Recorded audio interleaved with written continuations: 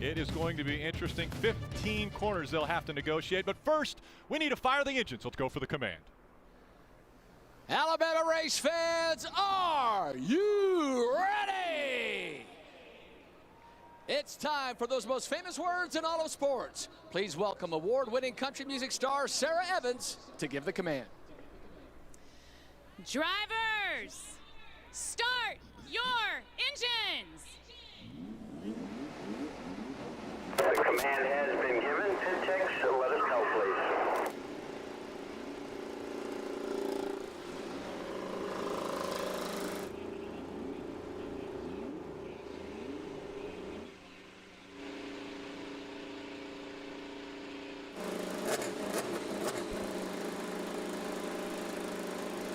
.21 cars coming to life as we take on the third road course of the season in just 4 races. The only oval at Phoenix, the second race of the 2016 campaign. 4 different drivers have won to start off the 2016 season. Who will end up out front at the end of the day? You don't want to miss a chance to get in on Honda's fastest seat in sports sweepstakes. Enter at racewithhonda.com. Today's lucky winner is Charles Boyle, Cleveland, Pennsylvania, and he's enjoying the ride already by logging on to racewithhonda.com. Charles won the opportunity to start today's race with Indy 500 winner Gilles de Ferran. Charles, how's the ride going so far? Good. Are you holding your breath?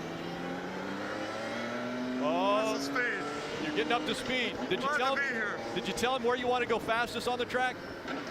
Yeah, Gil's the fastest. Well, enjoy the ride, Charles. Thank you. That's a very special ride to be able to go along with Indy 500 winner Gilles de Ferran. And so as the 2-seater leads the cars out around this track, they'll go around a few times. Let's take a look at how they'll line up the Mother's Polished starting grid. Up front, Simon Pagenaud, Will Power. Simon, his best finish at this racetrack, 4th. Will Power has 2 wins. Defending winner of this race in row 2, that's Joseph Newgarden alongside Scott Dixon. Back in row 3, Sebastian Bourdais and Graham Rahal. Graham Rahal put on a show a year ago, going from mid-pack all the way up to 2nd.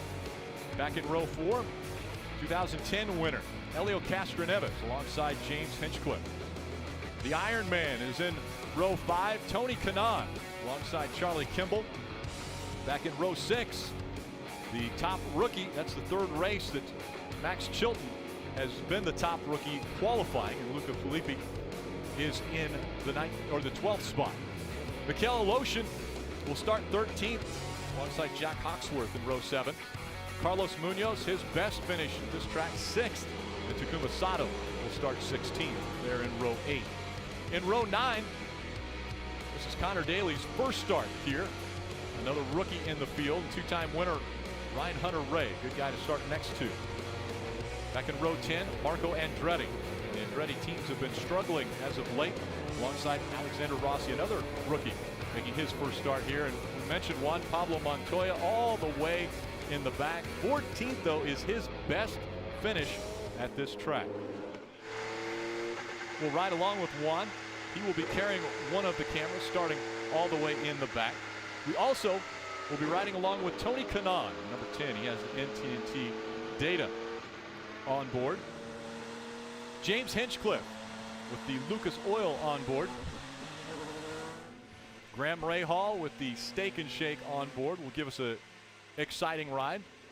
Scott Dixon also will be carrying a camera. Scott currently 2nd in the point standings. Will Power has the Verizon on board. And Marco Andretti has the Verizon streaming on board. You can download IndyCar Mobile to access the exclusive live in-car cameras. You can hear driver and pit crew chatter and more. That's only on Verizon. Now let's go back to pit road and Marty Snyder. Well, Rick, for just the third time in his career, Simon Pagenaud is going to start from the pole position today. Now, for years, his teammate Will Power was the man when it came to qualifying here in the Verizon IndyCar Series. But yesterday, at the last minute, Simon knocked him off of the pole position. So you got to wonder if that gives Simon a little bit of a psychological advantage over his teammate Will Power. One thing is for sure, it's tough to pass it, Barber. Turn one is going to be very interesting. Do the teammates play nice, or does Will go for the lead right there? Rick? Yeah, that's going to be a great question. And we're looking forward to the start of this race. Now, Sebastian Bourdais, who starts 5th, he actually set the track record in qualifying yesterday. Just over 66 seconds all the way around this 2.3-mile road course. Take a look at the tire strategy. These drivers, there's 7 of them that are starting on the black primary tires. They're the only ones starting on the blacks. And I get the feeling that a lot of the drivers in today's field are going to make their tire judgment on the fly. They're going to watch how guys like Bourdais starting up front, how they go on the blacks, how someone does on their own reds, and then make a decision. Do I start on reds and then black my way all the way through the final stints, or vice versa? And that'll be, I think, a decision based on pace when we get going. The guy that really knows what's going to happen on the reds is Rahal. He did a long run this morning, warm up on reds, so I think he's got a good indication. And they go 2 by 2 now. This will be a very interesting start because of the fact that they're 2 by 2. They have to go up the hill and the left-hander before they get on the front stretch. It's Simon Pagenaud, pole winner, and Will Power starting on the outside. 90 laps in front of us from the Grand Prix of Alabama. And Aloshin. Look as though they're going to get the green. The caution comes out right away. Mikhail Aloshin, Jack Hawksworth, issues in the back of the pack. That was coming out of that 15th turn. Looked like a pretty slow start. Everybody was really packed up tight, and I don't know if people were backing off and going and starting and going, but as we see in the back here, looks to me like as Aloshin is trying to go to speed, he gets hit in the back by Carlos Munoz, and that turns Aloshin into Hawksworth in the 41, and that's the second time this year that Munoz has had some issues there. Absolutely nothing that Aloshin could have done. He's getting ready there. You can see it just stacks up. Munoz runs into him, he hits Hawksworth, and all the rest of the field luckily escapes through there. So sometimes really slow start. Really slow, and Pagenaud, it's at his discretion, I think, to set the pace coming to that start zone on the front straightaway. Everybody behind, obviously very antsy to make moves, and it just didn't time out correctly for Munoz. Take a look at what Marco Andretti saw coming out of the turn. I'll tell you what, we went green to checker with no yellows. We didn't even get the race started and we have a yellow at a track that's a lot easier to get around. We've gone yellow to yellow to start off in Alabama. And one thing you always have to be careful of is on the radio, the drivers sometimes will hear green, green, green, as we see Montoya. And no paint job this weekend, Paul. He said he was trying to save a few grams by skipping the paint and going pure carbon on that helmet. Well, let me tell you something. Trying to save 5 ounces of weight on your helmet is kind of the equivalent of the 220-pound guy having an 11-pound road bike to climb Alpe d'Huez. And once again, we're going to try it again, 2 by 2 through 14 and into turn 15. Pagenaud, can he continue the momentum? And the caution is still going to wave as the pack not all up behind them. Yeah, a lot of confusion going on here. Obviously, they weren't ready probably. I'm not sure what the issue is there. That looked to be a pretty clean stack again. They were going quite a bit quicker. Unless they're going back to review maybe the running order. Maybe there might be a penalty involved, and they might have to penalize Munoz for avoidable contact, because clearly he made contact with Aloshin for no reason. And apparently that's the issue, is they're asking for the 7 and the 41 to go to the back of the field. That would be Aloshin and Hawksworth. Now, they were innocent victims of the contact. Really fair for them at all. And Munoz front? stays in the same position, and he caused the accident. So that's a pretty. I'd be pretty upset about that if I was the Aloshin 7 or the 41. Yeah. So Carlos Munoz there in the red and white, number 26. Will Power, he starts up front. Here's what he had to say on the radio. He can just come up on.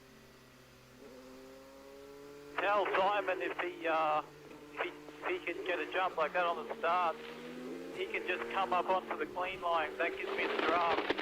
Text from Newgarden. So I talked to Will Power about this yesterday. In previous races at Barber, he has had an issue where he's forced to run the outside of turn 1 and he goes off course and loses a few positions. And he said, I'm going to try to work things out with Simon. And you hear it there. If Simon gets a jump, let him know I'm going to try to drop right in behind him and protect P2. I will not challenge in the first corner. You can do that with your teammates, but if you're trying to do that with Dixon as we're coming out, Rick. Yep, 2 by 2 once again. And Carlos Munoz also has been moved to the back for the start, a lot more fair. So 2 by 2, they come out of 15 once again as we try to get underway as they come down the front stretch. Simon Pagenaud, Will Power, green flags in the air, we're underway. That was a very late green as there goes Will Power, just like they talked about. Power slots in behind. See Castro 2 and 3 Neves wide as they work through the 2 and 3, turns 2 and 3, and up to turn 4. Looks to me like one of the Foyt cars perhaps went off in turn 2 there behind us. Pagenaud and Bourdais. Oh, already contact. Sebastian Bourdais with a broken wing. And he's out to go. Scott Dixon. Dixon stopped in turn 5. I thought Bourdais was going to save it. He was all out of shape into turn 5 as Hinchcliffe and Canaan go side by side. Canaan takes the position. A guy who's made a great start is Hinchcliffe. Has moved up a couple of spots now. He's working on Canaan. Kimball. Bourdais has dropped from a great starting position to 8th now. And Dixon now running in last place. Scott Dixon's got his work cut out for him now if he wants to stay in the top 3 in the point standings. Well, let me tell you who's moved up, guys. Montoya is up to 13th, challenging Newgarden now. Just saw the move by Joseph Newgarden there as Montoya back just a bit behind Newgarden. Will Power was that right was there. Will Power. Easy to get those two that's confused. a lot of positions in one lap. I mean, that's the mover of the year so far. Sebastian Bourdais in front of you, Katie. Very frustrating start for him. He has a track record, but now he is falling back through the field. Going to do a quick change for a new front wing. One of the bad things about this, we knew that they had to have 3 stops, but really around lap 9 or 10 is when they could have stopped for the first time and been able to make it on fuel for 2 more stops. Yeah, this is too early. And guys, I'm just trying to figure out how in the world has Montoya gained 10 positions, 9 positions there on the start. Brilliant job. And we're going to get a chance to go back and watch the replay from on board Montoya, and he's on a tear. He's going to get Chilton next. He's all over the back of him. Take another look. This is riding along with Scott Dixon. Going into turn 5. Oh, he just got tagged there, probably by Bourdais, I would think.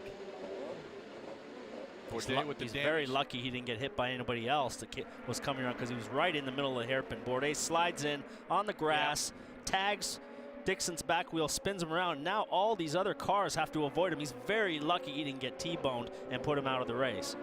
And in those situations, Bourdais trying to save the car, 300 feet before that. He's already in a little bit too hot, too deep, crossed up, and doing anything he can to avoid hitting somebody, but he just ran out of road. Now, Sebastian Bourdais started on the primary blacks. Could that have been an issue, him trying to get into 5 as hot as he did? It's one of the critical things about the black tires. It takes longer for the tire to come in, even with those warm-up laps. It's a good point, Rick. Probably wasn't up to temperature or pressure.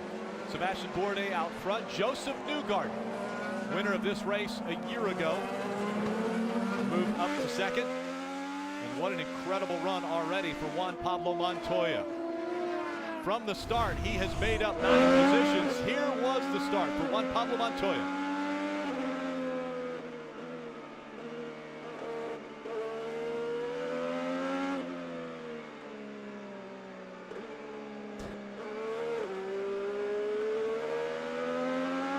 Got loose. That was Andretti. And I think Connor Daly got by pretty easy. Let's see what happened in 5. With the issues taking place in 5. So that contact with Bourdais and Dixon obviously helped, but boy, that looks to be a very measured approach. That's 20 years of Formula One, NASCAR, IndyCar experience bearing fruit for Montoya. I'll tell you what, the guy we're talking about, Montoya, but what about Andretti, who was ahead of him the whole lap, passing everybody? So Andretti has been frustrated all weekend, complaining about his car, arguing with his dad on the radio about how bad it is, but he passed Montoya and he's ahead of him. Now Sebastian Bourdais is going to be penalized for avoidable contact. That will be a drive-through penalty for the 11. Pagano out in front, keeping the momentum of that win at Long Beach a week ago. You're watching NBCSN's coverage of IndyCar, brought to you by Steak and Shake, home of the original steak burger, proud sponsor of the number 15 and Graham Rahal.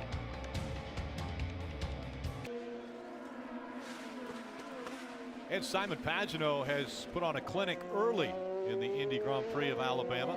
He has a 2-second lead over second place Joseph Newgarden. Will Power running third. Graham Rahal and Tony Kanaan is in the top 5. Joseph Newgarden looking strong, wanting to defend the win that he was able to grab a year ago. He was able to get by Will Power, and a strong move here going through turn 14. Whoa, nearly pushed Power off the road. Pretty clever space to drop in on Power. I don't think Power expected that for a second. Kevin.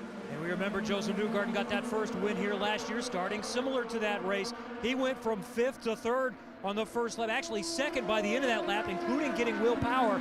Joseph Newgarden said, well, despite the fact that it's somewhat challenging at times to pass, or at least that's the perception as we fall back a little bit and watch traffic follow through, he thinks you can pass anywhere here, in part because of the tire wear, but Newgarden is on a charge early. Another driver who's been impressive, we mentioned Juan Pablo Montoya starting at the back. The other driver is Marco Andretti.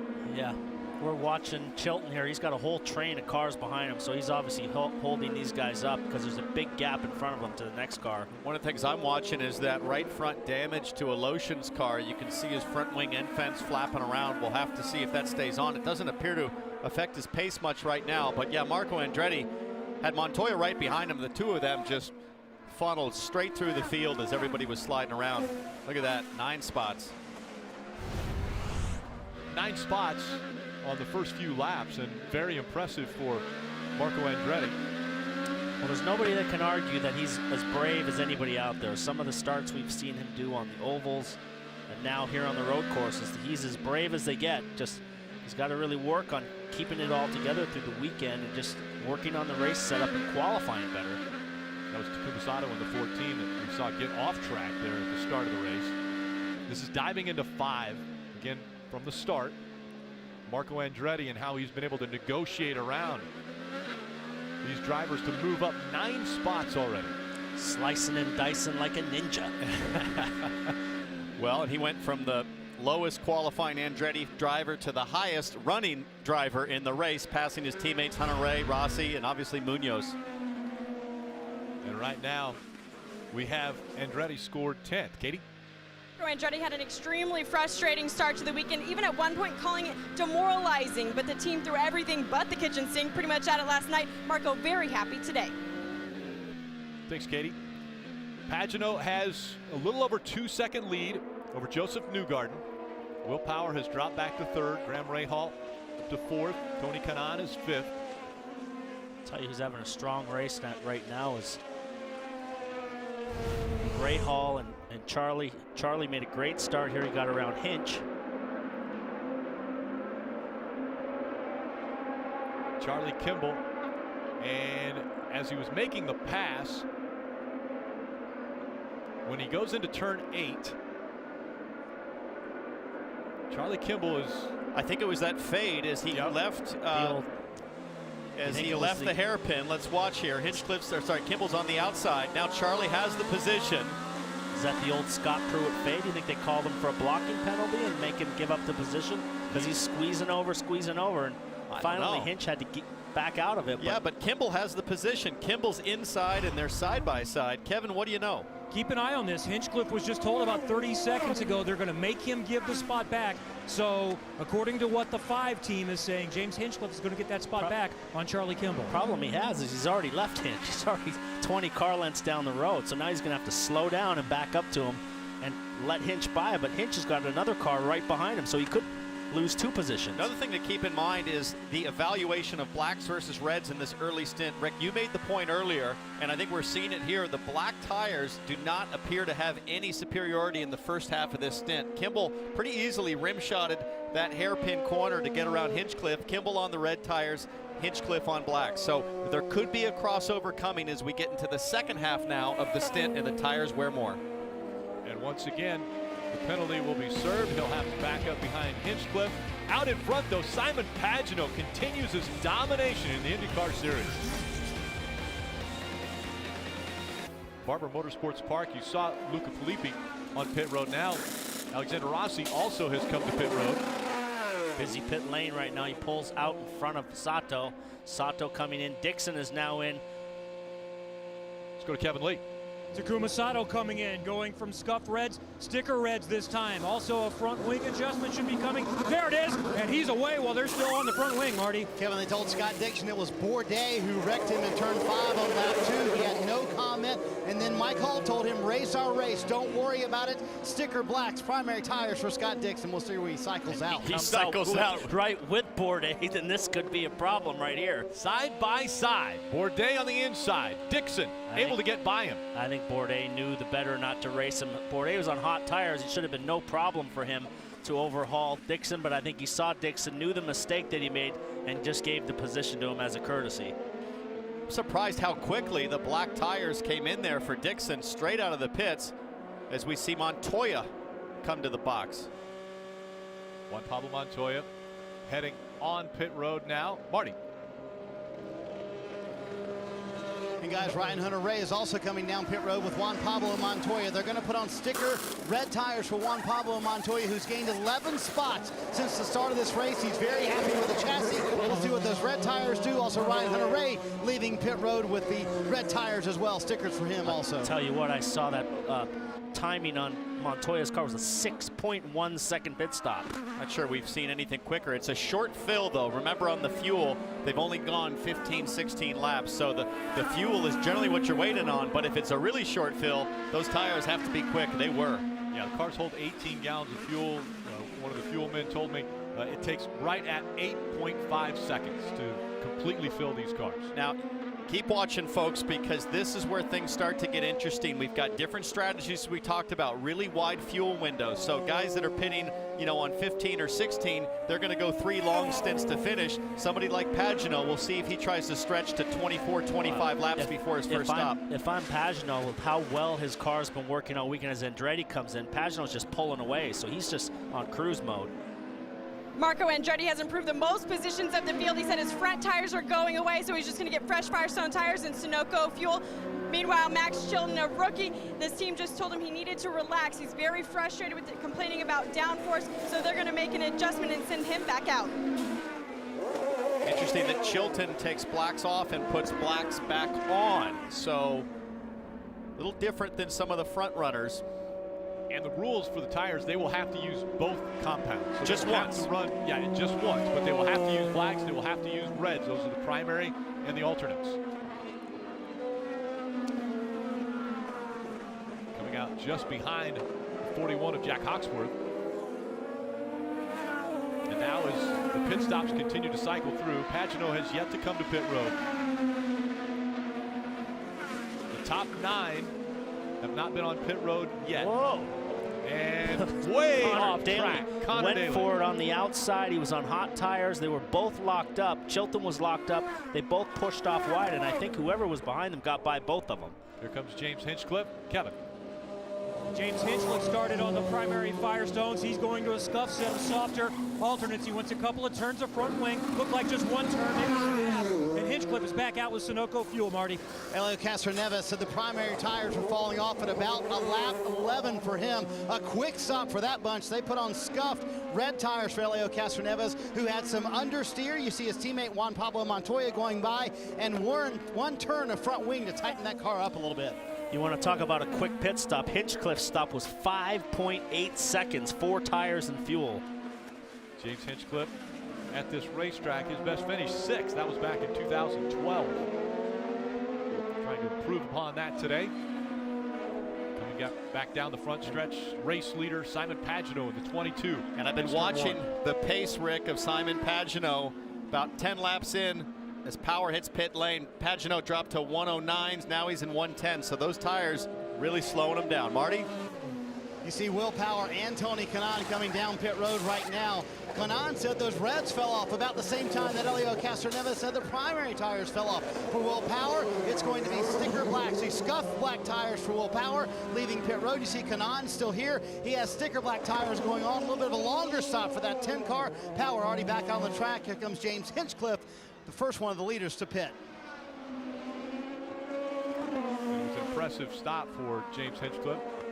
And you see Kanaan getting out just in front of him.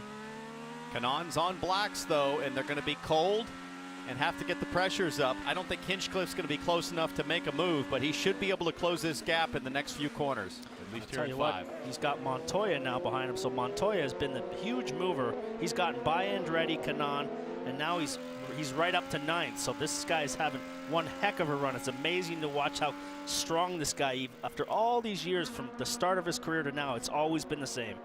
Joseph Newgarden has decided to relinquish the second spot and come to pit road. Kevin? He's got a nice open spot. Newgarden, 50 miles an hour, gets it slowed down, pitting from the second position. They started on primaries, as we also will see Charlie Kimball coming in just a moment. This is the sticker reds. Kimball is there right behind him. Good stop for Newgarden and the Carpenter team. He's back out as we watch Kimball also pull away. A little bit slower, but he's also back. Joseph Newgarden, the highest running driver that has been to pit road. He's running 3rd. He came to pit road on lap 19. Still to pit, Simon Pagenaud and Graham Rahal. And look how 83 of Charlie Kimball blends back in front. Right in front of the 3. Castroneves on the push to pass. He sees the opportunity to make a move, but he's a little bit too far behind. He was on the push to pass when he exited turn 2. He's going to try the outside. On the push to pass again. Of Charlie Kimball. Can he get by Kimball as they go down the straight? Side by side as they go into the turn. That's 8 and 9. And Pagenaud has given up the lead. He is on pit road. Pagenaud now in his pit stall. Marty. 20 laps in the book. Simon Pagenaud has led every one of them. He does not want any changes to the car. They're going to put on sticker primary tires and a quick stop under 8 seconds for Simon Pagenaud and his group. We'll see where he blends out with his teammate Will Power and if he can hang out on the lead. Great stop for Pagenaud as you see Munoz, who has yet to pit, and will slot into 2nd, but he'll have to stop here in the next few laps. Pagenaud's even extended his lead. I mean, his car is working so well. He went longer than anybody by 2 or 3 laps. His pace is good, and he came out and even extended his lead on the field. Pagenaud now in front of Will Power by almost 4.5 seconds. And in all of that sequencing, Newgarden, obviously Power ahead of Newgarden. They are close, currently running nose to tail, and Kanaan trying to close in on that group. I'll tell you what, Rahal's the only guy that hasn't pitted yet. He's still running 109, so Rahal is the leader on track. And don't forget that last year, Graham did this exact same thing. He ran long in the early stints, and here he is on pit lane. Rahal's team wanted him to get those extra points for leading a lap, and he said he is just cruising. He's going to go from the Firestone Red to the Firestone Blacks and fill them up with Sunoco fuel. Just over 8 seconds for Rahal. There's Pagenaud, race leader, coming across the start-finish line and not even close. I think he's going to cycle out into 2nd or 3rd place here. No, I think Power and Newgarden are going to blow by. There's Power getting by. It's close. Joseph Newgarden very close as well, but Newgarden just in front of Graham Rahal. Definitely made up a lot of ground by going longer. He's the guy that went the longest on tires, and he made up a lot of track position. Carlos Munoz after the contact to start the race. Back on pit road. And the gap now between Pagenaud and Power after all have cycled through their pit stops, 3.5 seconds. Newgarden running 3rd. Graham Rahal slotted into 4th. Tony Kanaan is 5th.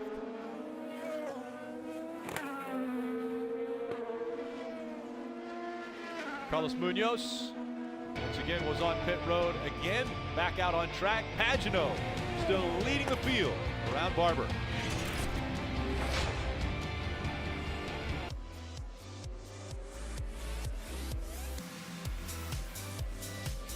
Such an incredible city and area. Birmingham, Alabama, full of entertainment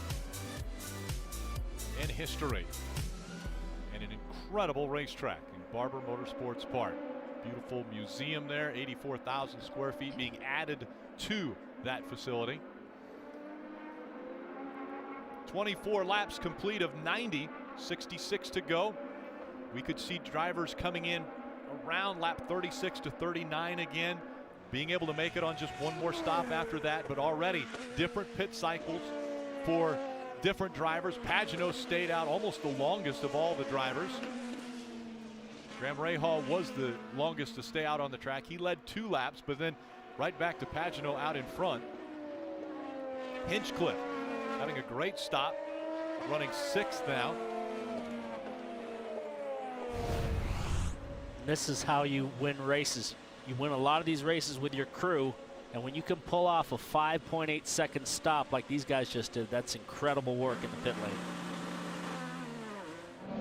Hinchcliffe has made up 2 spots from where he started. We watched the numbers on the side of the car. That's the time. And when he leaves, 5.9 seconds. Under 6 seconds for Hinchcliffe, as he'll dive down into 5 here. Probably one of the most tricky turns on this course. Well, it's tough, Rick, because it's blind on entry. You're at top speed for this course, heavy on the brakes down to 2nd gear, and the car becomes unweighted as you come over that rise and you have to apply the brakes. Very difficult to find the right balance with the brake bias adjuster as well. As Marco Andretti said in the pre-race show, oftentimes you fix one part of the track here and it really affects the other part. And there's Marco Andretti working hard on his teammate, a former winner here, Ryan Hunter-Reay. Well, just a couple laps ago, he was ahead of his teammate and they were battling each other. They almost got into each other down in the chicane that led onto the back straight. So these guys have been battling for a few laps. Andretti Autosport running nose to tail here with Ryan Hunter-Reay just in front of Marco Andretti. And we should make mention that their rookie teammate Alexander Rossi currently leading the Andretti gang, running 10th. And here's Hunter-Reay in that yellow DHL car. Rim shot around the outside, so those red tires have got some grip. Wasn't able to get by there. That's reds versus blacks. They were looking at it. It was originally under review and no action was taken as there the pass is made. Ryan Hunter-Reay used turn 5 once again. Well, if you can get these reds to last, obviously it's showing us right now that they are faster than the blacks, but the gut feeling from everybody is that they just don't last as long. Red's a little softer of a compound, should give you a little more speed initially, but as you mentioned, wear away as the blacks, a little harder compound. The primary tires should be better in the long run. The field is pretty mixed right now. It's black, black, red, black, black, red, red, red, black. So there's a mix of everybody's on a different strategy here. Riding along with James Hinchcliffe as you look at the Firestone telemetry in the upper right-hand corner of your screen. Listen to him go through the gears here on the front stretch. James Hinchcliffe had a great car on Friday and yesterday. Went a little bit awry in qualifying, and then this morning he said it's the worst car I've had all weekend. He guessed it was because of all the sports car rubber on. It was right before the qualifying session yesterday and this morning for the warm-up, so they were contemplating whether to overreact or not. They didn't make too many changes, and it's come back to where they liked it on Friday and Saturday morning. Car is good so far for Hinchcliffe. They'll go a little bit down on tire pressures the next stop. And oftentimes the differentiation is from temperature. You know, they come here for the preseason test. The track temp is generally pretty cool. It's up well over 100 degrees now in the heat of the day, and that can dramatically affect tire performance and handling consequently. So they're chasing it, and it's important not to chase your tail sometimes on the setup and let things come back to you. Right now, I have to say, Hinchcliffe looks to have a very strong car as he's following Kanaan. Yeah, for sure Kanaan is holding him up. I think if he was around Kanaan, he'd pull away from him. I don't know if he'd chase down that gap, but certainly Kanaan is impeding. That was a lap with James Hinchcliffe as he is right in the tire tracks of that 10 of Tony Kanaan. Those two running 5th and 6th. Everyone still chasing Simon Pagenaud, who has a 3-second lead over Will Power, who's taken 2nd over.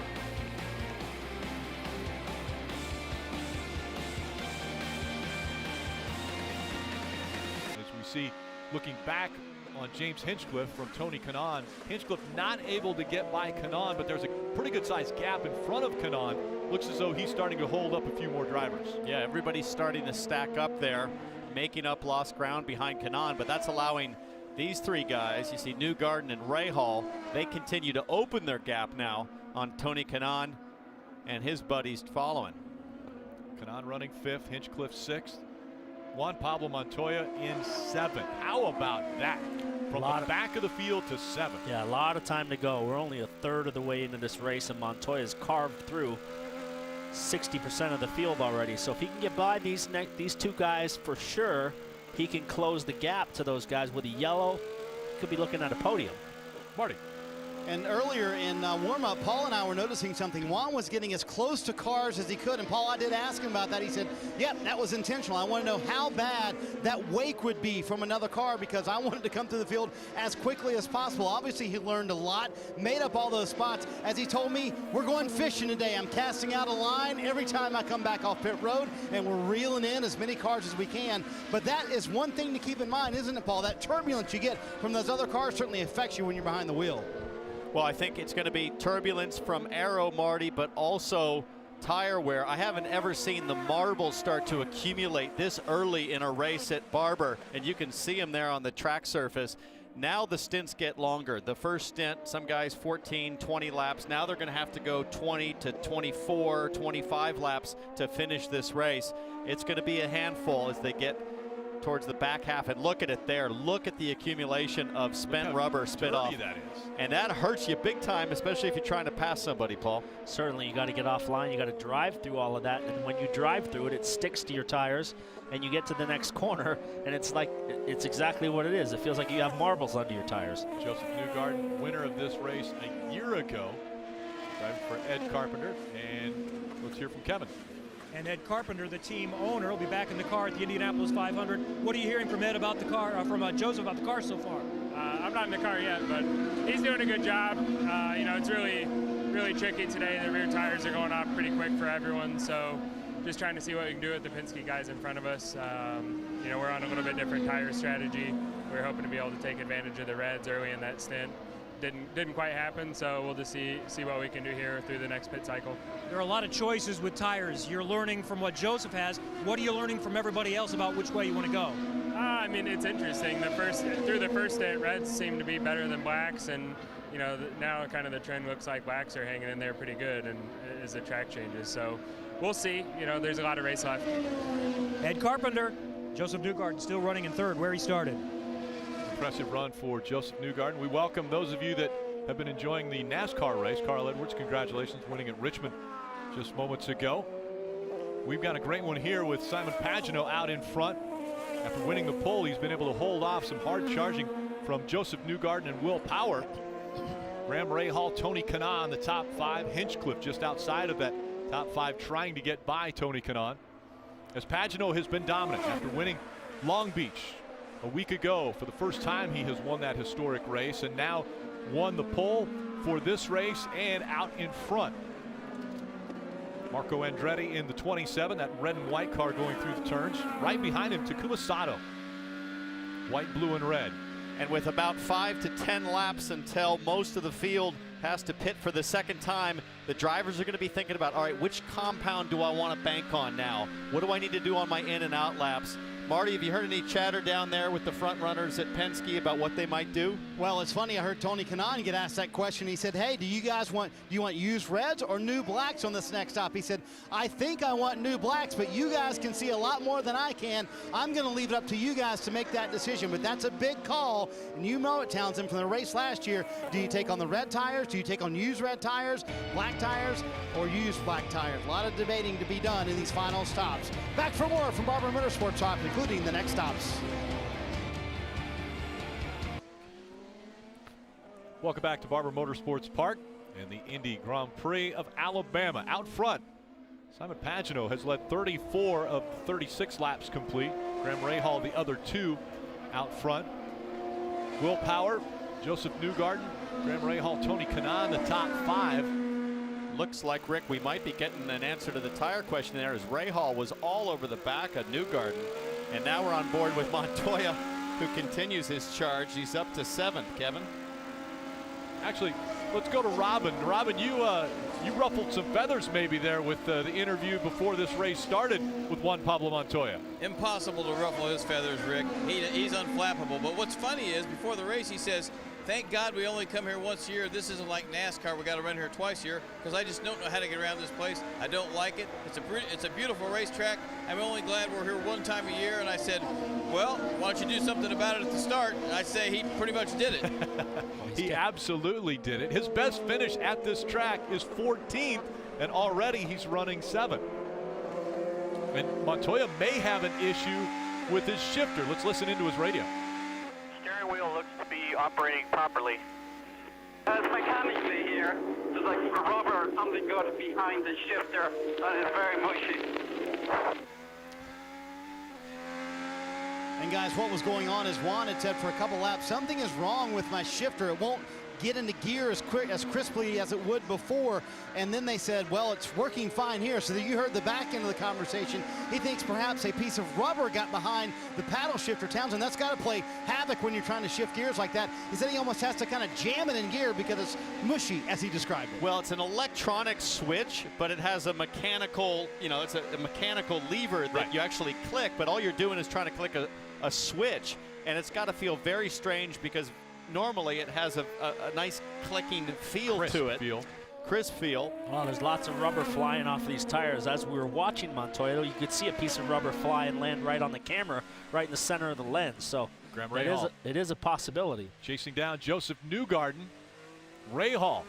Tell you what, very impressive a year ago at the end of this race. Now in the middle of the race, take a look at this. He's got a run, and they're both on push to pass, and he's still getting by him. Newgarden trying his best to defend, but it looks like we've seen the crossover on the tires now. We're about 5 laps maybe from Newgarden having to pit, and he's really struggling with the Reds. Katie. Alexander Rossi's another Andretti car that has made massive improvements today, but he is complaining of understeer, so they made a wing adjustment and sent him back out on Firestone Blacks. We mentioned the push to pass that we saw Graham Rahal use. He has 8 push to passes left. He has the most of any in the top 10. Up front, Simon Pagenaud has 6 remaining. Will Power 6 as well. Like I said, Graham Rahal has been able to move up to 3rd and still has 8 push to pass. 4 for Joseph Newgarden, and Tony Kanaan has 5. He's running 5th. Look at our Chevy driver update. As Simon Pagenaud, Will Power 1 and 2. Then Joseph Newgarden, Tony Kanaan, Montoya, and Helio Castroneves in 8th. James Hinchcliffe has decided to make his way onto pit road for his 2nd stop. Kevin. Hinchcliffe in 6th position, so he's picked up a couple of spots. The car was great leading into qualifying. You made a mistake. They were disappointed to be where they were at. This is going to take a little longer, the right rear a little bit longer. As we see a long line of cars coming down pit road. Hinchcliffe is away. There's Takuma Sato coming in for AJ Foyt Racing. Sato is the longest tenured runner for Foyt in quite some time, his 4th consecutive season, Marty. Scott Dixon on pit road. The car has actually not been that bad for Scott Dixon, but he had to come all the way from the back, so he's only been able to make it up to 13th. No chassis changes for the car, but they do put on scuff reds for Scott Dixon. And a ton of front wing change on the front of Dixon's car. It looked like they took out, or I don't know if they took it out or put it in, but there was about 4 turns of front wing that they changed on the car. The second round of pit stops continues as Joseph Newgarden comes in front of you, Kevin. Joseph Newgarden coming down, making stop number 2. He is coming off the Reds, and they're going to go to the primary, so let's see if they want to hope for a longer stint this time. Last year's winner lost a position just a moment ago to Rahal on track. He's back out. Pretty good stop, 9 seconds. I don't know if you can go with a longer stint since we've gone virtually green since the drop of the green. Well, he's going to have to if he's going to make it on one more stop. 50 laps to go, so he'll have to start thinking about saving fuel. Here's Hunter-Reay. Hunter-Reay has been waffling on whether to go to the Reds or the Blacks. They're going to take the red Firestone sidewalls. Ray Gosselin told a moment ago that he's probably going to be racing mostly by himself if that makes any decision, as we see Marco Andretti also on pit road. So 2 Andretti Autosport drivers, nose to tail, they'll come off of pit road. The blend line, not an issue yet today, but we still have quite a few stops to go as Will Power has come onto pit road now from 3rd. Power will be pitting now on lap 42, and Marty's in front of him. And Rick Timsendrick called Will Power to pit road very late in that run, a couple of turns before he was going to come to pit road. You're going to see the sticker red tires go on for Will Power. No wing changes on the car. And also Tony Kanaan and Juan Pablo Montoya coming down pit road. 7-3 on the stop for Will Power. The debate for Tony Kanaan finally settled. They're going to go with sticker black primary tires. They saw what Ray Hall was able to do at the very end of that run. You see Joseph Newgarden going by right now. Sticker black tires for Tony Kanaan. For Juan Pablo Montoya, sticker red tires, and also wing adjustment for Montoya as well. Where are all of these guys going to blend out? Going to be interesting. Yeah, here comes James Hinchcliffe. Where will they end up? Can Hinchcliffe get in front of Kanaan? It's going to be close. Kanaan stays on the outside. Hinchcliffe tries to get by him as they go into 3. Kanaan hits the buttons. Those reds come in fast. He's going to try him on the outside. Coming into 5. Kanaan has the preferred line on the inside. Can Hinchcliffe hold on to it out here? He does. Hinchcliffe stays in front of Kanaan. What a run for Hinchcliffe. That's the difference between having warm red tires and cold blacks. Now that should come back to Kanaan as he gets tire temperature, and great racing from two guys that respect each other and gave racing room. Here's Castroneves to pit lane. Elio's coming to you, Marty, but he's got a long way till he gets there. Elio Castroneves coming very slowly down pit road at the 50-mile-an-hour speed limit. It's got to seem like an eternity when you're out on the racetrack doing 150-some miles an hour. He will hit pit road. He said the car has had a little bit of oversteer for much of the day. It's going to be sticker red tires for Elio Castroneves. We'll see if they make a wing change. They do not. Waiting on the fuel. Roger Penske makes a call to head back out on pit road, back out on the racetrack. We'll see where he cycles out as well. Simon Pagenaud, his teammate, the leader, about to hit pit road this lap. And Elio just behind Kanaan. Elio in that blue and white number 3. There's Tony Kanaan with Juan Pablo Montoya just behind him. And Montoya's on those reds. He's going to have more grip, so he knows he's going to have to get by him here. So we got Ray Hall coming to the pit lane. Graham Ray Hall is coming to you, Katie. Graham Ray Hall said pit strategy is the reason they lost this year. This year, they're right on pace. He's going to go to the Firestone Blacks and head back out. Leader Simon Pagenaud on pit road. He has led all but 2 laps and has not had one complaint about the car today or his pit stop. 7-6 on that stop for Pagenaud, who should easily keep the lead here at Barber. Pagenaud trying to hold on to the lead. Already getting now into lapped cars. He's going to lap Connor Daly.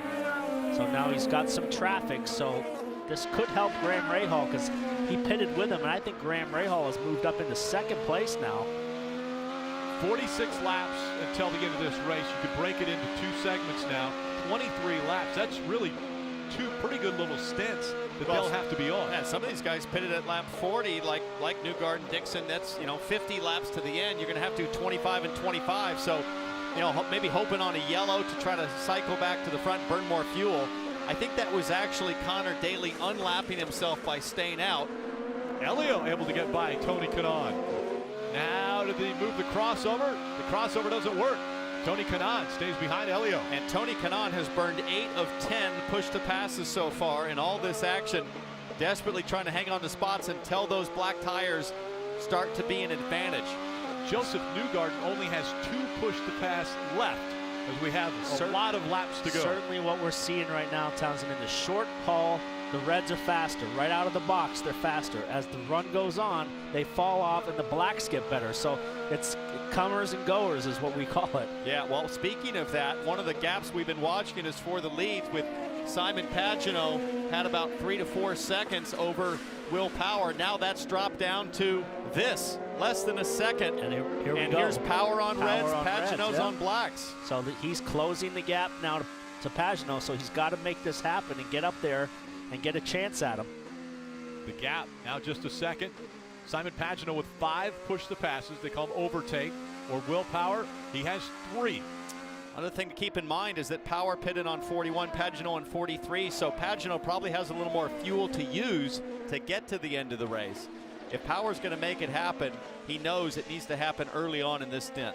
And you know what the issue, I think, for Pagenaud, this is really the first time he's ever had a car in front of him the whole race. He's had clear sailing, nothing in front of him, clean air, and now He's got Connor Daly about 10 car lengths in front of him, and certainly that's going to cause turbulence and make it hard for him to close that gap to him. Just at the halfway point. 90-lap race, just passing halfway. Simon Pagenaud has been out front 43 of the 45 laps. Graham Rahal the other 2. Pagenaud continuing his dominance.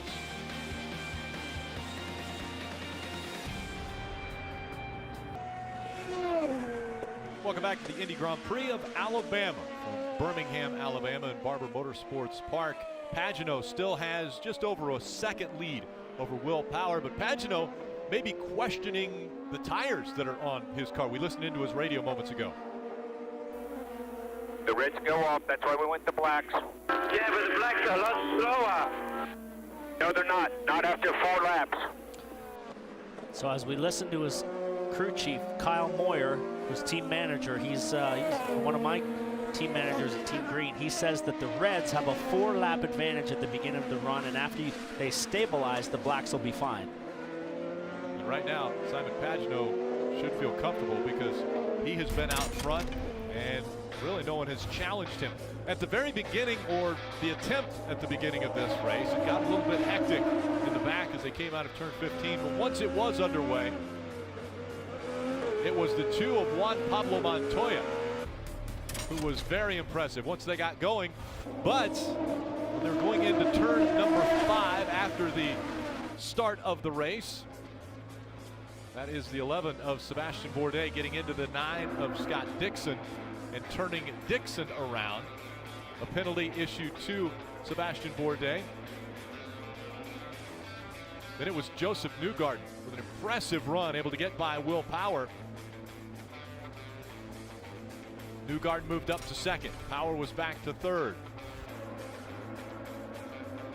Then the block that was put on. Charlie Kimball in the 83 put the block on the 5 of James Hinchcliffe. He had to give that position back up. Lap 39. What an incredible run by Graham Rahal. Both on the push to pass, but he's able to get by Joseph Newgarden, and Rahal took 3rd away from Joseph Newgarden. And now we're on lap 50 of 90, 40 laps to go.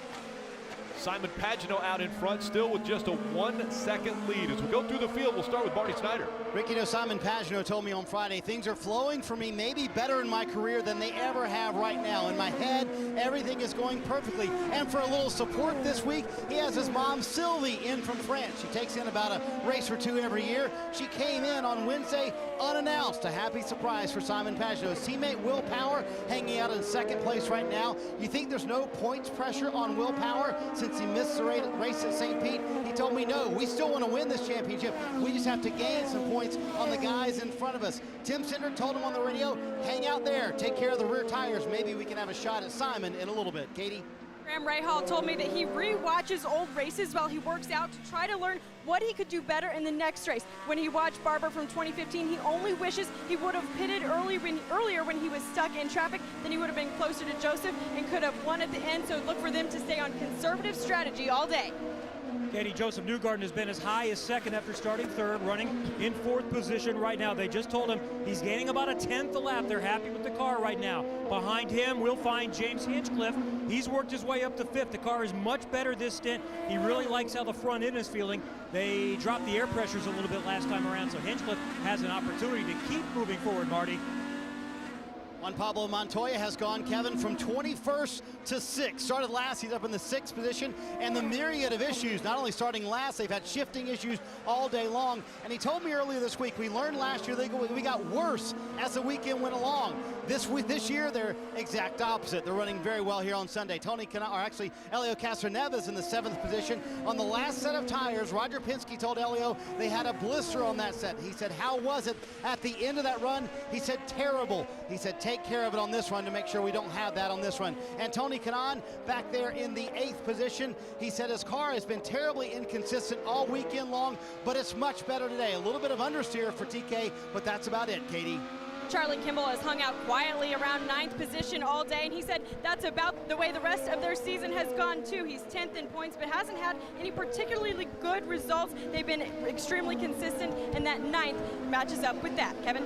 Katie, it's been frustrating for Ryan Hunter-Reay, who has always been good here. He's won 2 times. He said before the race today, he said, I just don't think the car has a strength. I wish I had something more insightful to tell you. But right now, we're just trying to figure things out as we go. Well, it is a little better. He's gone from 18th to 10th, and right now, he said he's just trying to keep Scott Dixon behind him, Marty. And Scott Dixon is in the 11th position, as you can see, as we ride on board with him. Remember, right here in turn 5 is where he got spun out on lap 2 of the race. He has slowly made his way forward. He hasn't said a word about the contact with Sebastian Bourdais on lap 2.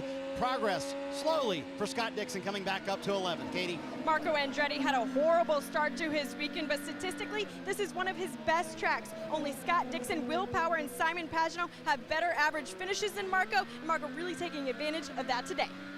And Marco Andretti needs a good finish, as the start to the 2016 season hasn't been the greatest for him or Andretti Autosports, as we see Pagenaud trying to get by the slower traffic now. And this is a problem for Pagenaud, because Connor Daly has every right to fight to stay on the lead lap, and you can see he's fighting Pagenaud hard, so he's not making it easy. Well, and Pagenaud had a 5-second lead. He's on second place, and now Power's there. He's forcing Pagenaud to burn push to pass too. Exactly, yeah, because you can see the push to pass was just on. So, you know, Connor's within his right to do this, but obviously, you know, Pagenaud's the quicker car on the track, but he doesn't have to pull over and just let him drive by. So guys, you have one more pit stop left. Paul, do you go to reds and take the high grip advantage for track position, or do you go for blacks and go for more consistent time? Well, what are these guys he started off so strong on those reds, and he drove away from the field. So, you know, if I'm him, I go back to my last set of reds, which will probably be sticker reds. And as long as he can get clear of the traffic, I think he'll be fine. But this right now is a problem for him. Well, that has played into the finishes of these races for Pagenaud. It happened a week ago at Long Beach, where we had the closest finish ever at Long Beach because of traffic in front of Pagenaud. Well, the other thing is that Graham Rahal, I think easily the fastest guy on blacks right now throughout the run. He was really strong in practice. As we ride on board with him now, his pace has been in the 109s lap after lap. And Rahal, after the pit stop cycle, Rahal was 6 seconds behind the leader. Now it's down to 3.7, so he's closing in, and we're going to have a 3-way race here. You can see now he's in the picture, so he's closing the gap down to the leader as well. He's being held up. You're going to be able to keep your eye on all of this as we'll stay side by side, but Pagenaud trying to hold on to that top spot. Will Power closing the gap, as is Graham Rahal. And welcome back. As you've seen, the gap closed now between Simon Pagenaud and Will Power. Pagenaud out in front, 54 laps he has led now, as Will Power has closed the gap to within 0.6 of a second. They have also brought in the 15 of Graham Rahal. The blue flag has been shown. And you can hear he's fuel savings mode. You can hear him lift out on the throttle real early and coast into the corner as we watch here. So he checks out on the throttle way early, just coasting all the way into the corner. No throttle at all through the chicane. So he's on fuel saves mode. I think what he's going to plan to do is try to run a couple laps further than Pagenaud, maybe jump him in the pits. I don't think he'll be able to, Paul, because Pagenaud has 2 laps further on the last stop. So Pagenaud last pit on 43, Power on 41. So I think Power has to save fuel just to make it to the end on one more stop. Connor Daly in the 18, just in front of Simon Pagenaud, and they have shown him the blue flag, but in essence what that means is you've got somebody right behind you. And look at Rahal. He is now ever the closer. Every lap he's closing in. So now he's within a couple of seconds, and Connor Daly is getting the blue flag, but he's not a lap down, so he's allowed to race and hold on to his lead lap as long as he can. Marty. Let's chat with Tim Cindric and find out if Will Power's just hanging out, or he might try and pass his teammate. At this point, if he told Will just to kind of hang out and save tires, or can he pass Simon? Well, we'd like to be able to pass because we're getting held up here, so certainly we'd like to be going forward. So this is all coming into play for this last pit stop, and I see Rahal's closed the gap from 5 seconds to 1.8. So you know, I know he's got a set of red tires here at the end, and let's see how long the old red tires hang on at the end for some of these guys. About how long until that final stop? I'd say about 6-7 more laps. 6 or 7 laps, so you heard it from the leaders to coming to pit road for that final stop, Katie. And Ricardo Nault calls the shots for Graham Rahal, who is just behind Tim Cindric's driver. Ricardo, what is the strategy to get Graham out in front of those Penskes in this last stint? Well, we're just going to push as hard as we can. Right now, Graham has a little issue. It seems like his right front wing may have broken, but it doesn't seem to be hurting his car all that much. We're just going to keep on pushing and see how it goes. The back markers are helping us out. I think we've got about 10 laps to pit, and we'll just see if we can get him in the pits, I think. Stickers or scuffed reds left? That's up to him. Right now, I'm thinking new reds. All right, you heard it from Ricardo Nault, if they can get Graham Rahal out front. Wow. Strategist telling him. Same strategy as last year. He finished the race on sticker reds. He's closed the gap to the leaders, so we could see a repeat, but in this case, it could be for the win. And as he gets closer to Power and Pagano, he's able to save more fuel just by getting a little bit of a toe on the straightaway, helping that Honda glide a little stronger through clean air. And when you close the gap like that, if you're Rahal and you've closed a 6-second gap, you get confidence. You know, I'm catching these guys. I'm faster than them. I know I can win this race now. You see the blood in the water. You're like a shark, right? So he's going to just be going for it. Graham Rahal, the fastest Honda, scored the best. And you can be a part of Honda's fastest seat in sports sweepstakes. Just go to racewithhonda.com to sign up. Now, to get by, you're going to have to dance out in those marbles, Paul. It's starting to look like Oreo cookie toppings at the yogurt shop out there. And if you run wide on hot tires, it's going to be a mess. And Pagano knows that, Power knows that, and certainly Graham Rahal will be thinking about that. I've got a strong car. Maybe I save it for that pit stop and those sticker reds. Ran wide a little bit off the hairpin, so he's really got to be careful. This is, like I said, this is the first time all race he's had to deal with turbulent air and actually race with guys, and he's not willing to stick his neck out and get on the marbles to make a move. It's Connor Daly that's in 18, just in front of race leader Simon Pagano. Connor Daly is on the back end of the lead lap. Simon Pagano has been out front now for 57 laps, and right behind him is Will Power and Graham Rahal. Marty? And guys, one thing to keep in mind with the tire strategy on this final stop is that a few teams have reported a blistered right front tire when you use that red alternate tire. So many strategists are telling their drivers, take care of those tires. And we were thinking going into the race it was going to be the rear tires, which you certainly have to take care of as well, but it's been the right front that's been the issue for a lot of these guys. So that's the debate right now. Do you go with those red tires and risk a blister on that final stint and final run? As Montoya just said on the radio, listen, they're a lot faster at the beginning. They do fall off, but I think that speed at the beginning is worth it. Well, I think the other thing, Paul, is do you want to be the guy to make the first stop, the first one to make the last stop, or the last one to make the last stop? I mean, the question really is, all the racing has seemed to have happened right after the pit stops on the in and out laps, on the out laps mostly. So that's been the difference between the blacks and the reds. So, it's all going to be very, very interesting to see who takes blacks or reds at the end. Two Chevrolets out in front as we look at our Chevrolet driver profiles. 2007 champ car Will Power and Simon Pagano, Team Australia. And right now, it's Pagano and Will Power running 1 and 2 here in the Indy Grand Prix of Alabama. Weren't quite as cordial a couple years ago at Long Beach. These two have been going at it for the last few seasons, and I know Pagano really looks to Will Power as kind of the measure, for good reason, because Power has been the force. He's been the bar for road and street circuits the last 5 or 6 years in this series, and right now he leads, but he knows that Power's going to do everything he can to get by. Power still trying to reel in Simon Pagano. The gap now 9/10 of a second separating the top two. Graham Rahal was disappointed a year ago when he came up 1 spot short of winning this race, and right now Graham Rahal is one of the fastest on the track as he's closed the gap between he and Will Power.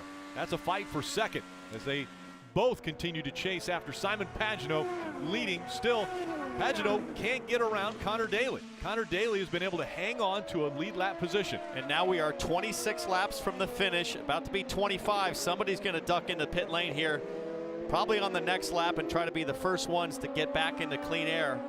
And if I'm Graham Rahal, I'd think long and hard about being that guy, because he's much faster, but he's lost that advantage now that he's caught the pack. Graham's really got the knife between his teeth. We watched the last lap. He was trying the over-under to get a run on Power. Power's starting to struggle a little bit, as we watch here. Montoya makes a move on Hinchcliffe. Push to pass, down to the hairpin. Around the outside, they make contact. He's lucky he didn't get spun there, but I think there might be some damage to Hinchcliffe's front wing. James Hinchcliffe has just been trying to hang on to make his fuel numbers so he can get home on just one more stop. But he said the right front has gone. He's lost a couple of positions, fallen back to 7th. But he does have a set of sticker reds. Not everybody has that. So Hinchcliffe might be able to make a little better. Also Sunoco fuel, and he's back out.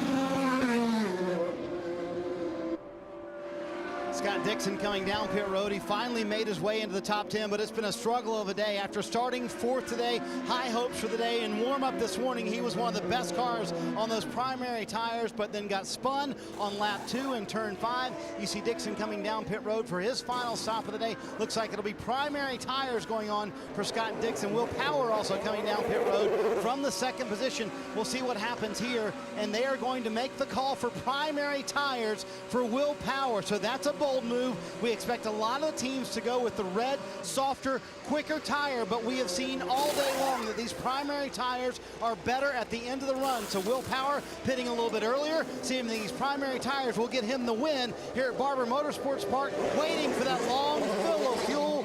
10 seconds on pit road for Will Power. Kevin? Joseph Newgarden makes his last stop. He has scuffed alternate reds to go back out to make it the rest of the stint. Marty? Tony Kanaan coming slowly down pit road. He's had a car that's had understeer for much of the day. You see him swing underneath our camera. It's going to be red tires for Tony Kanaan. He's going to put those on. It's going to be sticker red tires for Kanaan. Leaving pit road, waiting on that fuel. There he goes back out on the racetrack. A long stop for Will Power.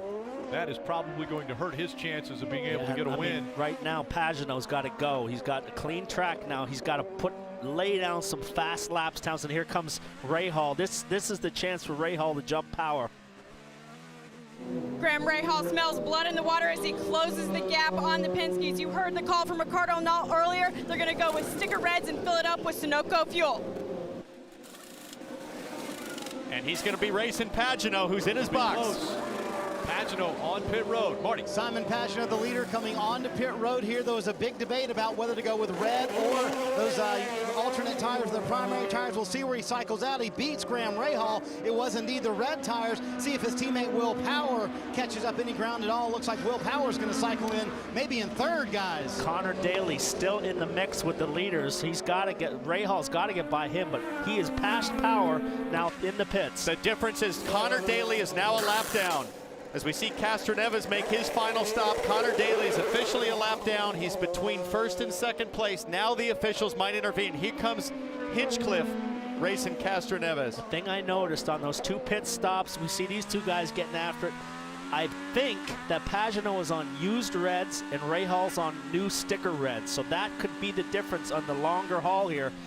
Rahal's got 6-7 laps on his tires, which may pay off at the end of the run. But Pagano has a 3-second gap, so it's going to be tight for Rahal to make up that time. The other factor we've got to look at this is the push to pass. Graham Rahal has 8 left. Simon Pagano only 3. So there's another 50 horsepower that Graham Rahal could use to his advantage to try to catch up and get around Simon Pagano. And if he doesn't use any now, certainly with 8 laps to go, his team should tell him every lap 50 horse, 50 horse. I don't know who he's behind here, but if he's still behind Connor Daly, which I think he is, he's got to get out of that turbulent air and get by him and have a clean run to Pagano, because now Connor, like you said, Townsend, he's a lap down, so he's got to get closer to him. Well, he's made his Connor's made his last stop, so really it's very difficult for him to get back on the lead lap at this point. He'd have to pass Pagano legitimately on the track.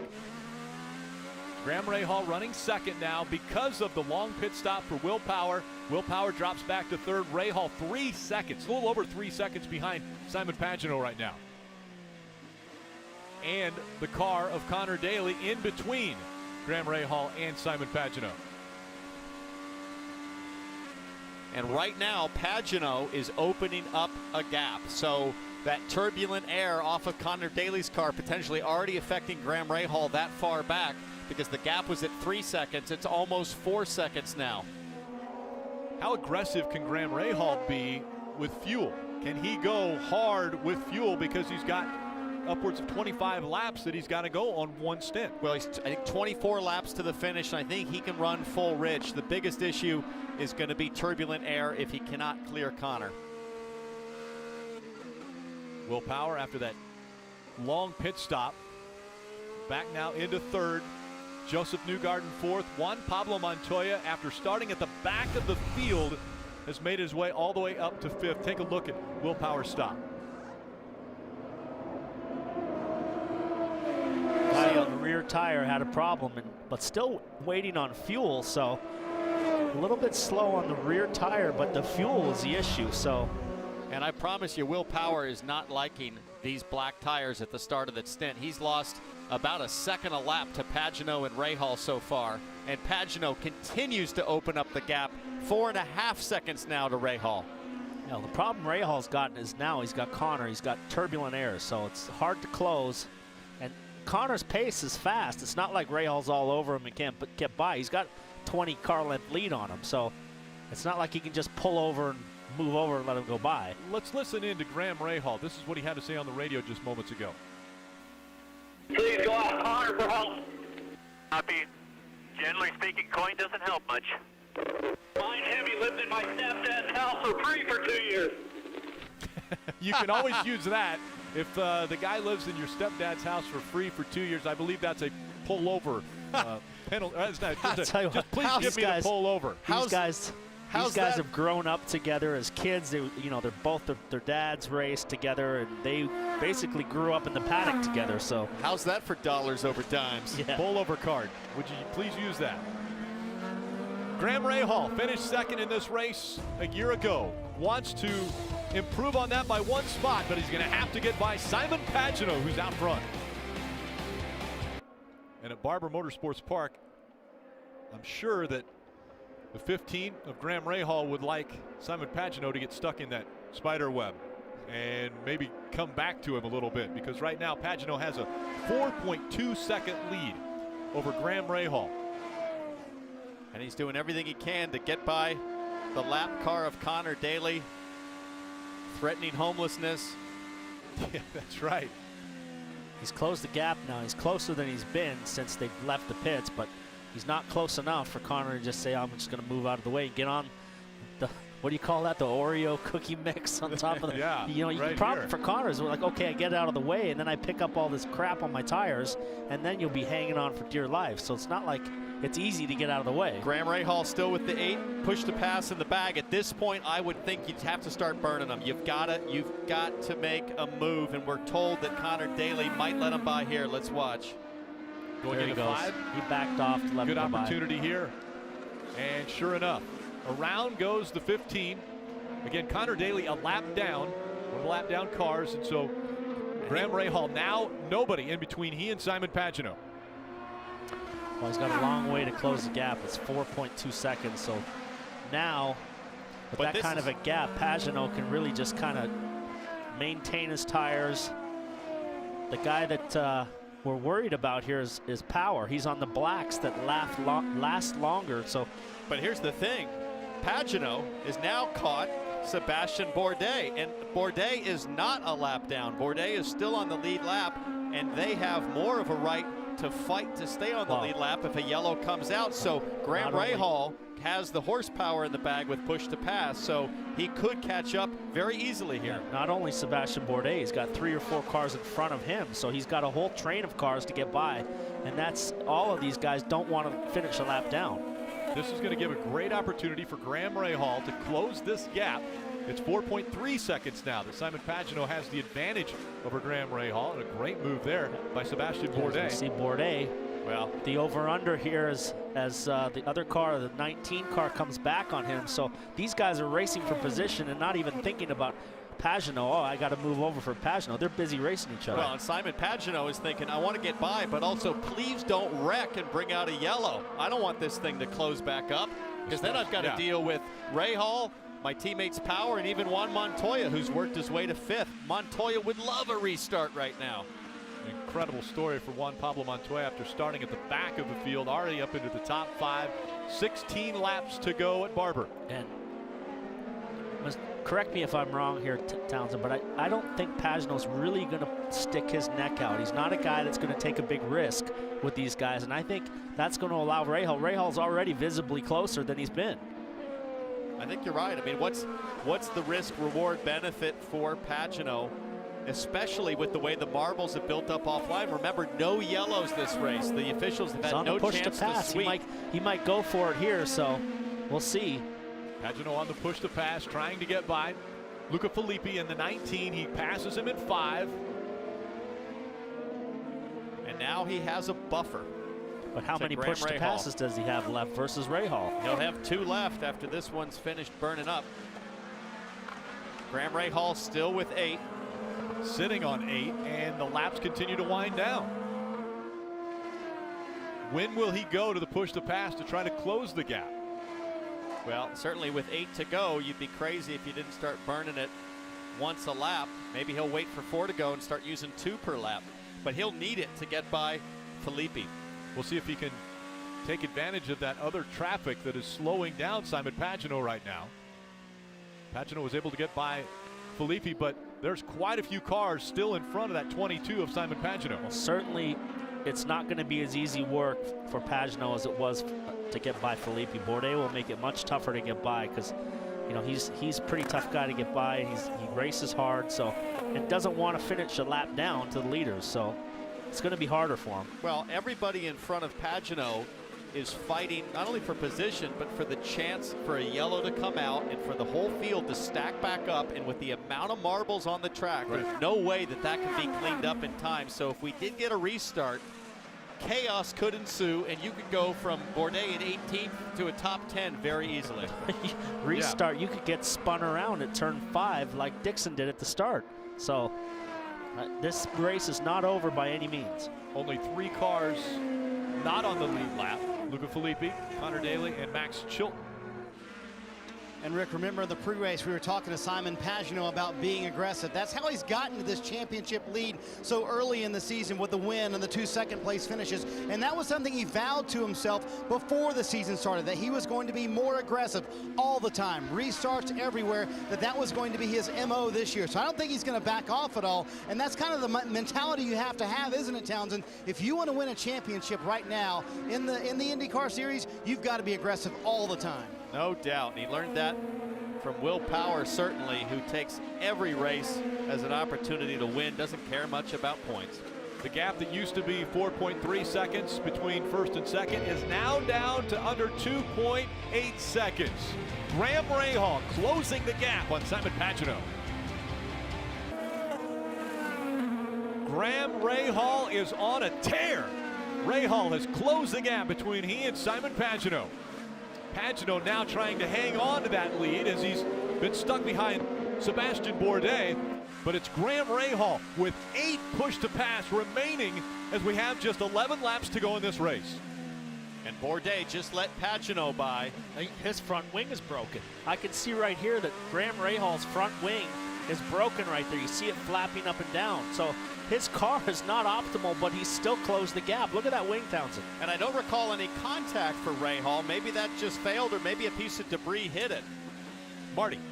Let's chat with Kyle Moore, the strategist for Simon Pagenaud. How comfortable are you with this lead right now, Kyle? Yeah, not much of a lead right now with the back markers we're trying to get through, you know. The car's really good. It's just, you know, with this aero, we're just having a problem with back markers just like everybody. But, you know, the tires are staying there, and Simon's doing really a great job. I think, you know, the PPG car all weekend's been fabulous, you know, and the guys did 3 great stops. So, you know, that's what got us to where we are, and now we just got to hold on. Have you told him how many push to passes Graham has left? No, we ain't telling him that. I'm not going to tell him that because they know that number's big, and they know from watching our broadcast. Katie? And Marty, that wing damage on Graham Rahal actually happened early in the race. So on that last pit stop, the team added some left front wing flaps to compensate for that right front wing damage. So Graham, still happy. I'll tell you one thing that I know from my own experience. I had a wing break in Toronto, and it conserved the rear tires because front wing takes downforce away from the rear. So his rear tires are probably lasting better than the other guys, and he can push harder. Well, I'll tell you what's lasting is his push to pass. He still has 8. If I could reach out, I want to start hitting that button on the steering wheel. Come on, Graham. Well, he's got to get a little closer. He's got to use these other lapped cars as a pick, but he's got to get a little bit closer. We know Aloshin is very aggressive. We know Pagenaud is not super aggressive. And Rahal, he's as aggressive as they get. Graham Rahal, again, has closed the gap. It's just 0.6 of a second that separate he and race leader Simon Pagenaud. Pagenaud with 3, now 2 push-to-passes, and Graham Rahal with 8 push-to-passes, as we have just 9 laps to go in this race. And you have 2 Hondas fighting to stay on the lead lap in front of a leading Chevy being chased by a Honda. Chance for Honda at a race where they're the title sponsor. Here. He's on the push-to-pass. Rahal goes to the push-to-pass. He held trying to get by Pagenaud. That line really tight, and he's going to make a move. And a little contact there. Pagenaud off track. Pagenaud blocked him a little bit, and they made contact. I know, but man, 9 laps to go with all that momentum. Now he's got 2 broken wings in the front instead of 1. So let's see what happens to Rahal's car. Should be perfectly balanced. A little contact there. Now do the stewards step in to look at this? Well, I think we have to see a better angle to know, is this a block or is this avoidable contact or is this a racing incident? It is under review. We've been told by the IndyCar officials that pass is under review now. It's Graham Rahal out in front of Sebastian Bourdais. Well, it looked to me from the on car that Pagenaud blocked him, moved over, and then he moved over again. As we see here, Graham gets the run. He goes to the inside, and he moves over on him. Well, I don't think so. There's a corner, Paul. There's a right-hand corner coming up. I don't know, man. I disagree with you. That's the racing line. I think it's a racing incident. We'll have to find out from the stewards, but once again, we ride along with Rahal, and again, there's a right-hander there, as you mentioned. He has to turn. That right-hander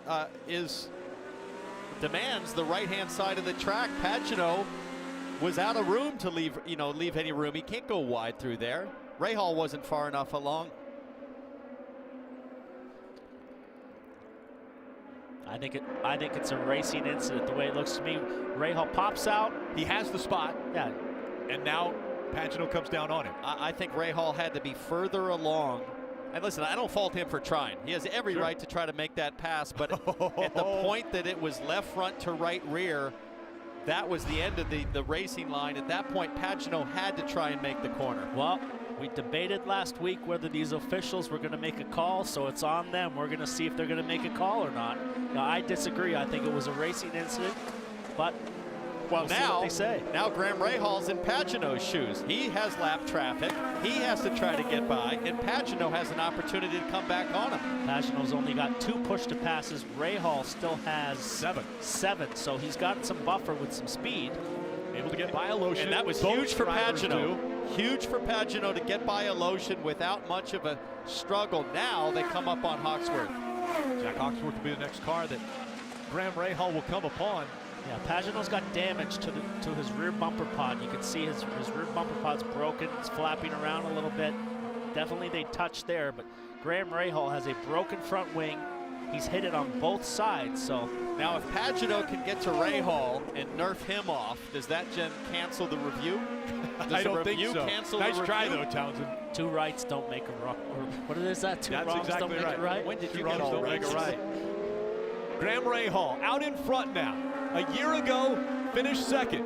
Made an incredible charge to the end of that race, but fell 1 spot short. Now he's leading with just 6 laps to go at Barber. And Pagenaud is really kind of clawed things back here. He's close. Rahal gets wide. Pagenaud. He's got to use that push to pass if he's going to stay in front of Pagenaud. And there's no decision yet from race control, so this is taking a while for them to make a call that's under review. Maybe we should pop in there. I'm sure they want your input right now. It's a party of 3. The stewards. Rahal on the push to pass again, trying to get by Sato. Oh. Sato's not letting him go by. Sato moved to the left. That's where Graham wanted to go. Took that line away, and now Rahal still on the push to pass. It goes for 20 seconds. I was just saying, it's a group of 3 stewards that will make the ruling. Stewards have said no further action is required. No action taken. No action taken on that pass. Well, that means either 3 out of 3 agreed or 2 out of 3. Hey, we were 50-50. Right. You're wrong. We were 50. I'm right. You're wrong. for the booth. It's not over. He has got to get by Sato. There's only a few laps to go, now coming to 5 to go. And Pagenaud has closed the gap for having gone off the track, so he's got to get by Sato. And if I'm Simon Pagenaud, I now know that if I can just get a wheel to Graham Rahal and nerf him, that it's going to be a racing incident. Here comes Pagenaud. Pagenaud looks to the inside. Pass. He doesn't go to the push to pass. But he'll have a chance here. There he is. He's on the button. Now he's on the button. And to the outside through turn 5. They've got to get by Hawksworth. Hawksworth in the 41 just in front of him. Side by side for the lead. The front wing's gone comes now. off. That's it. No way Graham Rahal can keep the pace with that wing gone. Wing has come off the 15 and off course he goes. And Hits back the on. pole and back on. He's on the push to pass again. Rahal trying to stay out front with less than 5 to go. Now coming up on 4 to go. The whole front wing is broken apart now with the contact And with Pagenaud, be patient, be patient. Graham is damaged. Pagenaud trying to be aggressive, which, Paul, you said we don't normally see Simon Pagenaud get aggressive. This is where Graham will be so slow. There's no way he can make that Here comes the 22. Pagenaud around Graham Rahal. Now as they go down the front stretch, once again, 4 laps of racing to go. I'll tell you what, problem Graham has now with his injured car is he's got to hang on to second place. He's got a good gap to Power at 7.5 seconds. With all this traffic, they've still been able to pull away from Power, but now he's really damaged. Take another look at what happened to that 15. Just a little bit too quick trying to go by Hawksworth. I gotta say, if he didn't damage his wing, he'd be probably under review for a blocking move here. Well, it looked like Hawksworth just backed off to let these guys go, and Graham didn't anticipate it, and then pulled out and grabbed his bumper and ripped the front wing off. I think you're absolutely right, Paul. That just caught Graham by surprise. Tore the wing off. Now Graham Rahal's going to try to hang on to second as Pagenaud is trying to check out on this field. There is Will Power.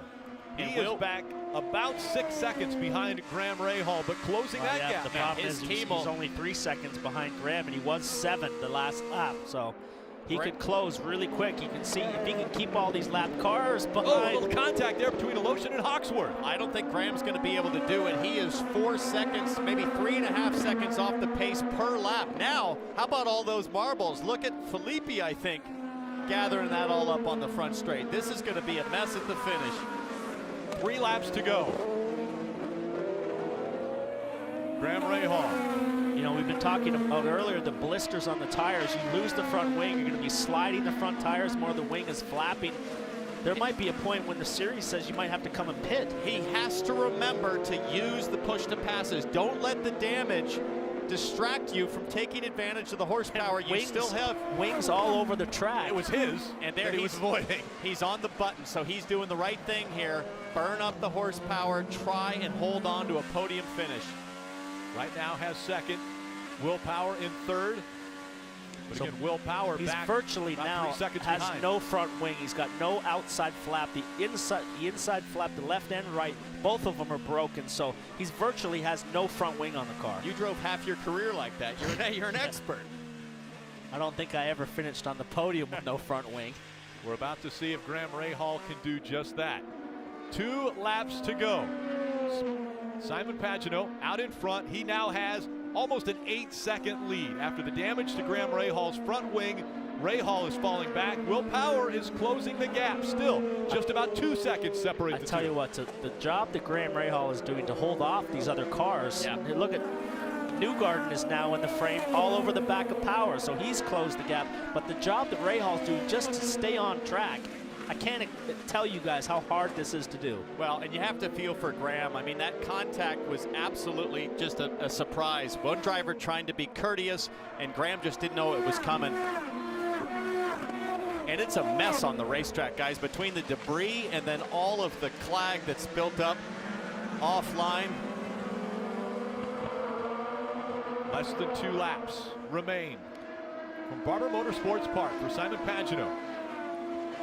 Trying to put together one of the best starts to a season since Sebastian Bourdais won 4 straight to open the 2006 Champ Car season. Rahal running 1 minute 14 laps to Pagenaud's 1:10. So Pagenaud now completely in the clear. So is Bourdais. I think this is going to be a wild final lap. Graham Rahal hanging on as Newgarden and Power are right there now with the lead group. 21 of Joseph Newgarden was able to get by Will Power. And so now it's Newgarden that's going to close the gap on Rahal to see if he can take second away. Just a perfect flip-flop from last year. It was Rahal on the charge. Newgarden holding him off. Now Newgarden has a chance to come back. What a great battle here for the final 2 spots on the podium. Graham Rahal trying to hang on for second. Joseph Newgarden, after winning last year, has moved up to third. Will Power back to fourth. And one of the things that's helped Graham, he's been using the push to pass as Pagenaud is on cruise control. What a run for the 22 of Simon Pagenaud. It looked as though he wasn't going to be able to hold off Graham Rahal, but then after the damage, Simon Pagenaud checked out on the field. Pagenaud coming out of 15. He'll see the checkered flag for his 6th career win. What a run for Simon Pagenaud. Now the battle for the podium. Graham Rahal out of 15.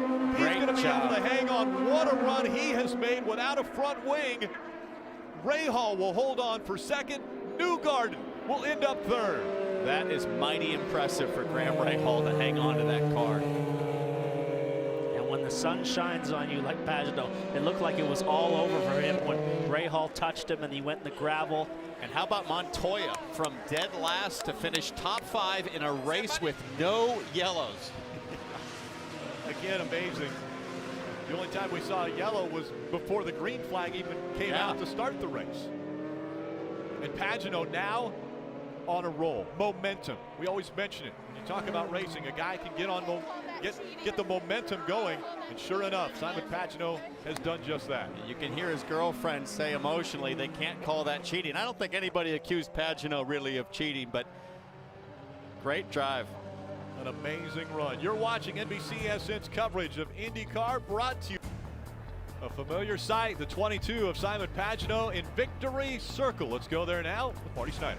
Everybody questioned Simon Pagenaud for about a year when that first win for Team Penske would come. Well, now he's won 2 in a row for the captain. A lot to celebrate for Simon Pagenaud of late. And we certainly want to get his opinion on that late race contact with Graham Rahal. An impressive final few laps for he and Graham. That's Rick. Always a smile also on Elio's face. We do take a look at the month of May. Very busy, and it's going to be busy for you. Townsend, you'll be running in the Indy 500, the 100th running of the Indianapolis 500. And like I mentioned, a very busy month of May. Also on NBCSN, it's busy because Carb Day on May 27th, the Freedom 100, NASCAR America special. What a special weekend it is, obviously. And then the Indianapolis 500 Parade. That's all on NBCSN. The 100th running of the Indianapolis 500 right at the end of May. Simon Pagenaud goes 2 for 2 now as far as winning on road courses. Graham Rahal also finishing second for the 2nd straight year. 2 years in a row for Graham. He puts on the show of the weekend. Both years passing cars like you said, like a ninja slicing up through the field. So awesome day for Juan Pablo. The same. Dixon, like you said, hard on the points. For the rest of these guys, look out. Simon Pagenaud is trying to check out of this championship. Everybody's going to be looking to lock horns and slow down that championship run. He's done a great job. The rookies back there. Alexander Rossi was the top finishing rookie on the lead lap. We mentioned the points after 4 races, so 4th of the way through the season, and Simon Pagenaud has really almost been flawless. 2 seconds and now 2 wins gives him a 48-point advantage on Scott Dixon. Dixon still in second in the points, but lost a lot of points to Pagenaud. Montoya up to 3rd now.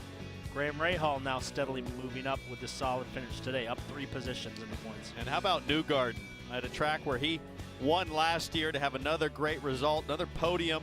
He jumps up 4 spots as a 1-car team along with Graham Rahal, taking it to the big boys. And just in front of Newgarden in the points is Will Power, who missed the first race and still has made his way up into the top 10 in points. And there's the podium. That's a nice toss. And it's a nice one here at Barber Motorsports Park. The 3 up top, Pagenaud, Rahal and Newgarden will all be celebrating throughout the night, and they have a little bit of a break before they get underway with the month of May, which will be a very busy month for them as they hoist the trophies.